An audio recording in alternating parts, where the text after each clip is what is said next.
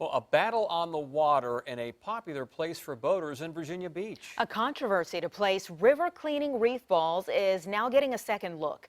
The giant objects will be placed in part of the eastern branch of the Lynnhaven River.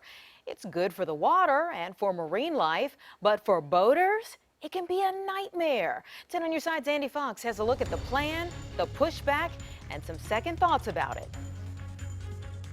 These Lynnhaven River residents are concerned that right off their shores, a project that looks something like this, reef balls, will be put in. They say it's unsafe.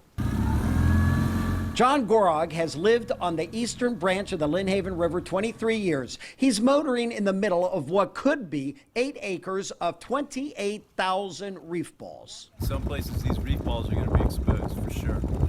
I just ran aground here. So let's see how far out we have to go in order to get to 2 feet.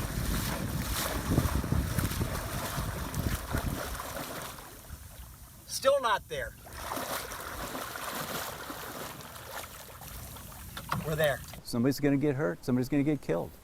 That's what I fear. Reef balls like these create an artificial reef that attracts oysters and other marine life, hopefully restoring cleaner water to the Lynnhaven River basin. We need to make sure that we are doing the right thing. Virginia Beach Councilwoman Rosemary Wilson is for clean water, but isn't sure about this plan. Let's just stop and make sure that the data was right, that the citizens, we need to sit down with them. On January 28th, the staff of the Virginia Marine Resources Commission could not recommend approval of the reef ball project. Concerns raised by Justin Worrell, who is VMRC's senior environmental engineer. We also believe that the safety questions and concerns are significant and should not be diminished. We also have concerns regarding the reef's impact on the public use of this area. The commission approved the reef project permit anyway. Doug Granger's lived on the river since 1983. There's 118 properties back in Dix Inlet that basically use this estuary as a recreational area. Former Virginia Beach City Manager Tom Leahy says the reef project will improve impaired water quality.